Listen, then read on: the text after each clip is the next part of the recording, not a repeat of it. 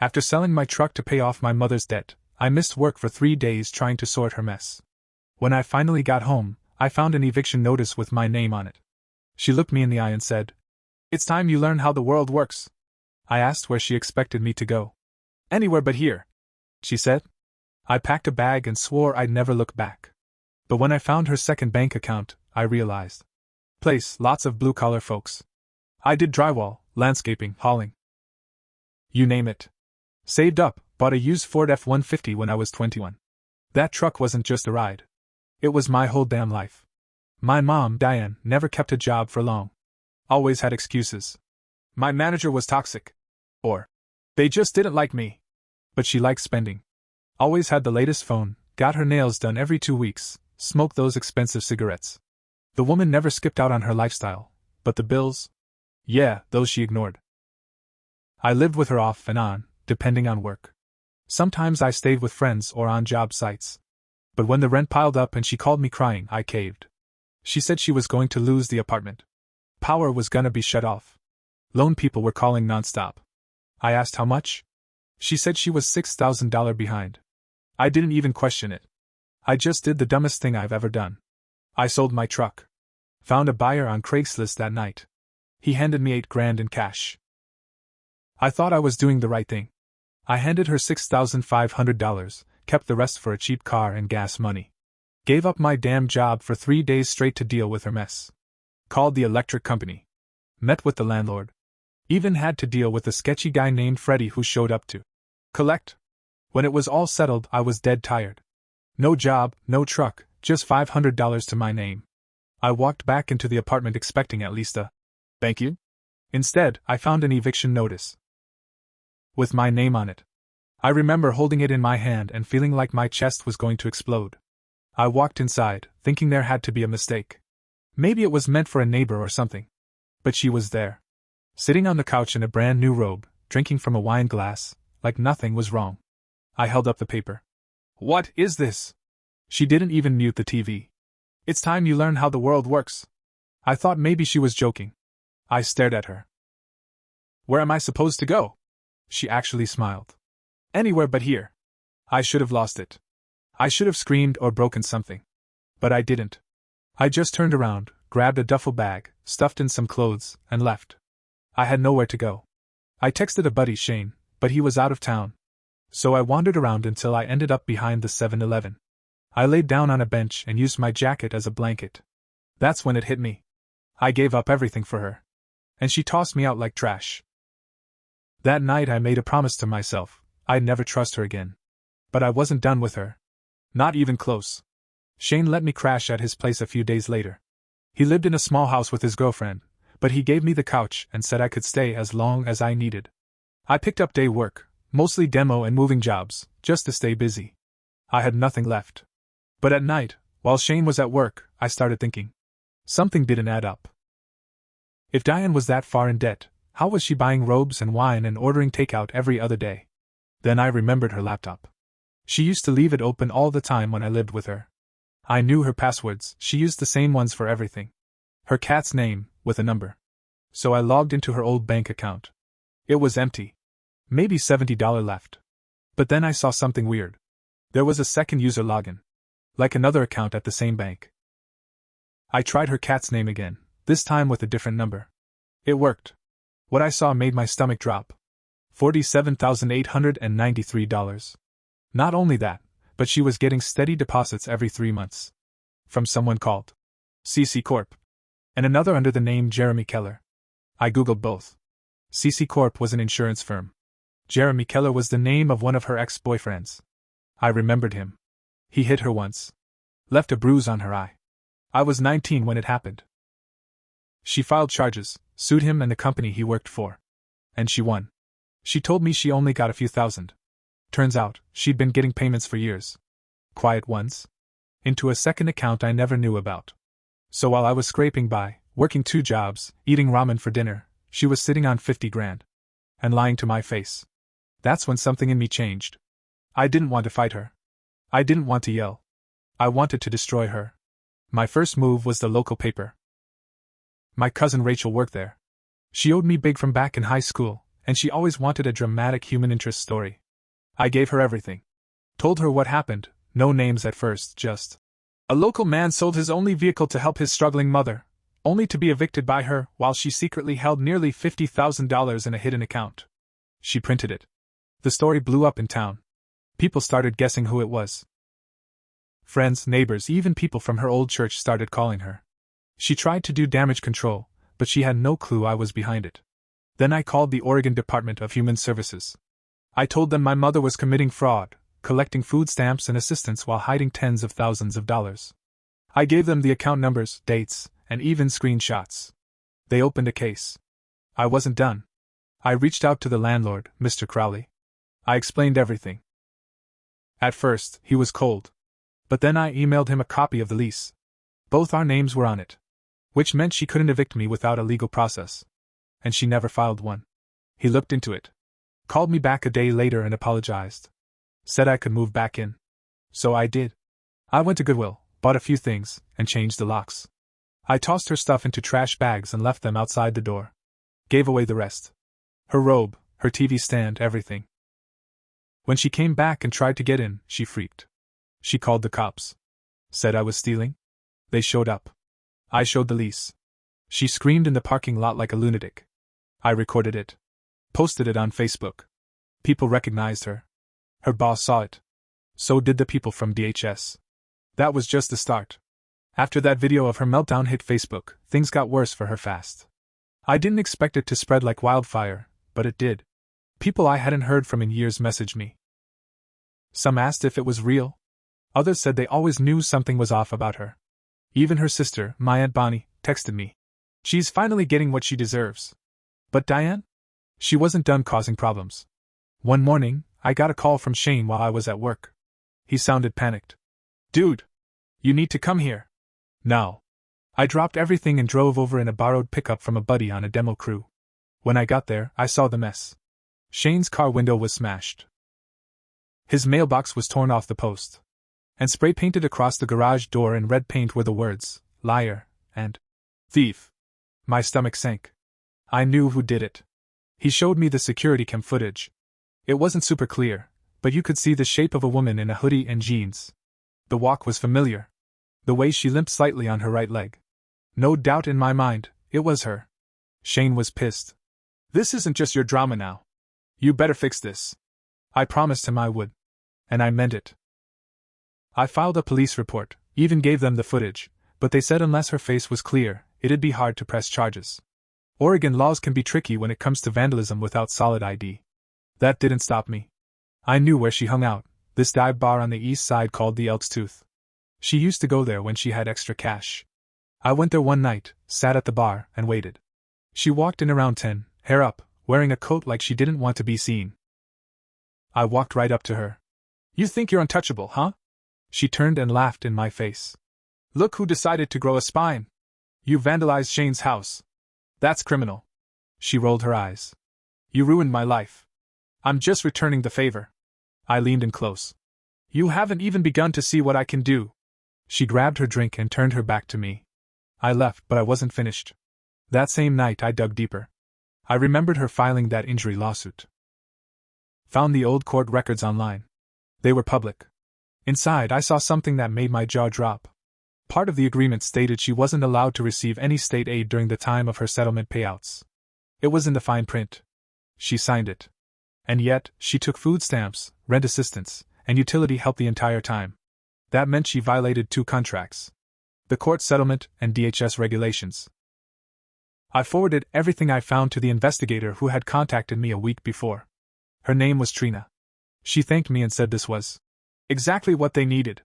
Still, I wanted her to feel what it was like to be ignored, tossed aside, embarrassed. So I went one step further. I posted the whole story. Not just to Facebook. I uploaded everything, documents, texts, before and after photos, to a Reddit thread under r/ProRevenge. I told my story start to finish, no names, but enough detail that anyone from our town would know who it was. The post blew up. Thousands of upvotes. Hundreds of comments. People cheering me on. Others telling me similar stories of betrayal. Then the real twist came.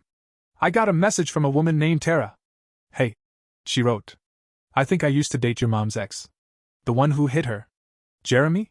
I replied yes. She said, we were together for 2 years after your mom. He always said he never laid a hand on her. Claimed she made it up to get money. I didn't know what to believe. Jeremy definitely had a temper, I saw it. But Tara sent me court records from a civil case he filed after the settlement. He tried to sue Diane for defamation and fraud a year later, claiming she staged parts of the abuse to increase her payout. His case got thrown out. But in his filings, he included text messages from Diane, ones where she joked about milking the system. My hands shook when I read them. This wasn't just about me. She'd been lying for years. Playing everyone. Including me. I sent that info to Trina too. Then I sat back and waited.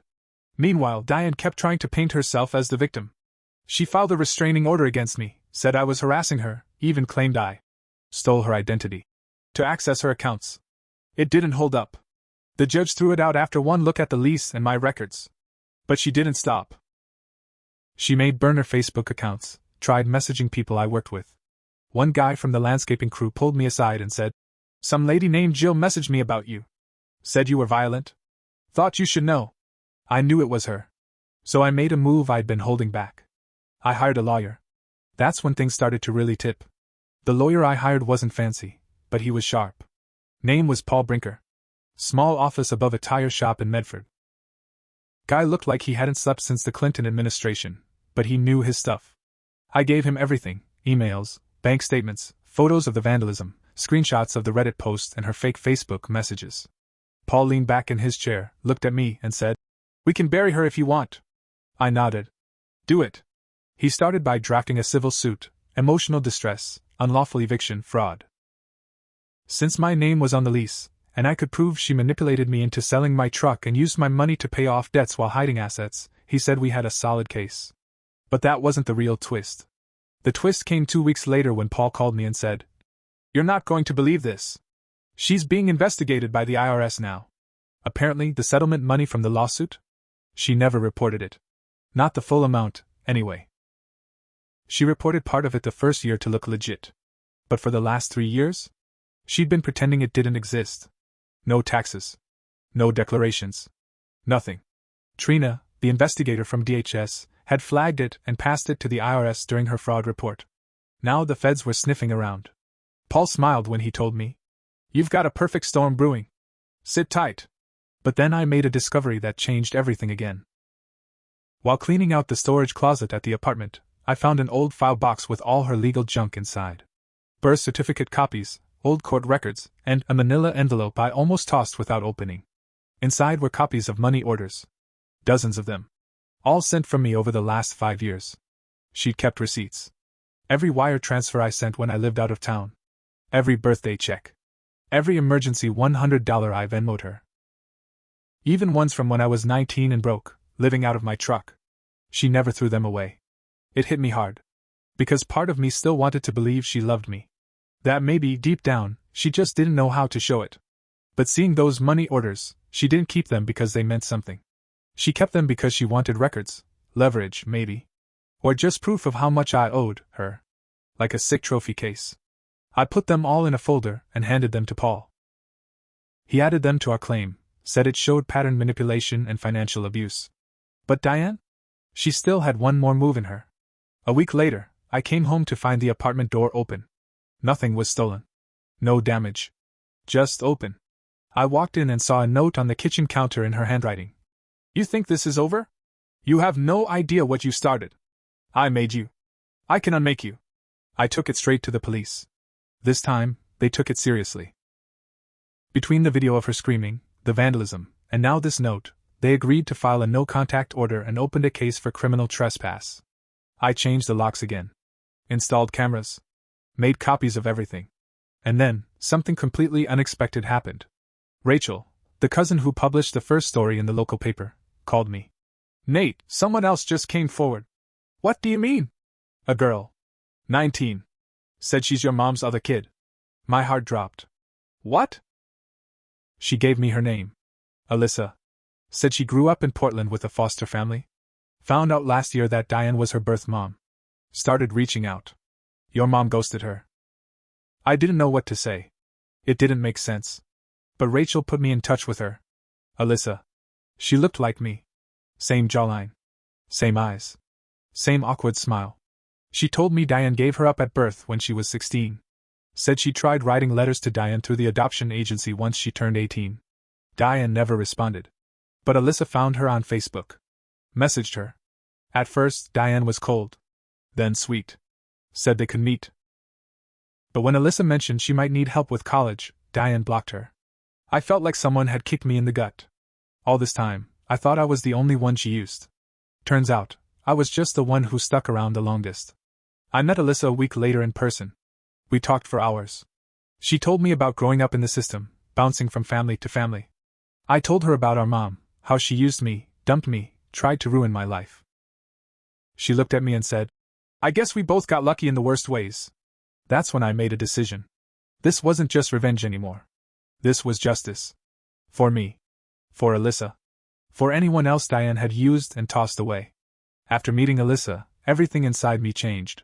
Up to that point, I thought I was fighting just for myself, to get even for the lies, the eviction, the years I gave up for a woman who never deserved it. But now I realized Diane didn't just ruin my life. She threw away another kid's too. Alyssa had nothing. She'd been bounced around her whole life, just hoping one day her mom would give a damn. And Diane didn't even have the heart to reply. That night, Alyssa and I made a plan. It was time to finish this. Paul, my lawyer, filed the lawsuit in full. Emotional abuse. Illegal eviction. Financial manipulation. Restitution for the truck, lost income, and damages. We included every record, bank statements, text messages, the money order receipts. But we also added something else, Alyssa's testimony. Her record showed Diane had received state aid while also hiding the fact that she'd given up a child, something that changes how benefits are calculated. Paul said it strengthened our case and added a new layer of fraud. Then the IRS made their move. Diane was audited. They found unreported income going back 4 years. The total she owed, with interest and penalties, $32,000. And they weren't the only ones. The Oregon DHS sent her a letter demanding repayment of all benefits she'd illegally received. That was another $18,000. The total damage, $50,000 in debt. No wiggle room. No help. No way out. She couldn't sell her car, it had a lien. She couldn't sell the second account. I'd already reported it, and it was frozen. Her credit was garbage. Her friends had turned their backs. Her landlord, Mr. Crowley, filed to evict her this time, and with the damage to her apartment, she was banned from the complex entirely. The woman who used to sip wine in silk robes? Now she was living in a rundown weekly motel on Highway 97. But I wasn't done yet. The civil case hit court 6 months later. Diane represented herself. Said she couldn't afford a lawyer. She came in wearing worn-out sneakers and a sweater that didn't fit. Her hair was greasy, and she looked like she hadn't slept in days. She stood in front of the judge and called me ungrateful. A liar. A vengeful son who turned on his own mother. Then Paul stood up and calmly dropped a thick folder on the desk. He went through everything. The eviction. The money I gave her. The hidden account. The vandalism. The fake Facebook messages. And then, Alyssa took the stand. She spoke softly, but every word hit like a hammer. My mother didn't want me. But the one time I asked for help, she made it clear. I wasn't worth anything to her unless I stayed quiet. When it was over, the judge didn't even take a break. Verdict: guilty of unlawful eviction, emotional distress, and financial abuse. Diane was ordered to pay me $37,000 in damages, on top of what she already owed to the state and the IRS. But there was more. The judge also signed off on a restraining order. Diane was banned from contacting me, Alyssa, or Shane. One slip, and she'd go straight to jail. After the ruling, I walked out of the courthouse with Alyssa beside me. We didn't celebrate. We didn't scream or laugh or high-five. We just stood in the parking lot while the wind blew. You okay? I asked her. She nodded. Are you? I looked at the sky for a second. Thought about all the nights I spent sleeping on benches. Thought about my truck. My lost time. The way she looked at me when she said, anywhere but here. I think I am now. I said. A few months later, I bought a new truck. Not brand new, but clean. Reliable. Paid for it in cash with some of the damages I won. I went back to work full-time. Saved up. Got a small place in Medford, not much, but mine. Alyssa started community college. I helped her with books. We don't call each other family yet, But we check in. We talk. We're building something real, something Diane never gave either of us. And Diane? She tried to flee the state. I got a call from DHS saying she tried to change her name and move to Nevada. But with the fraud cases and the judgment, they tracked her down fast. Last I heard, she was being held for skipping her compliance review. She called me once from a blocked number. Left a voicemail. Her voice cracked. Nate, please. I'm sick. I have no one. You're still my son. I didn't respond. She's right about one thing. She does have no one. Because that's what happens when you treat people like pawns. Eventually, the board flips over. And you're the only one left picking up the pieces.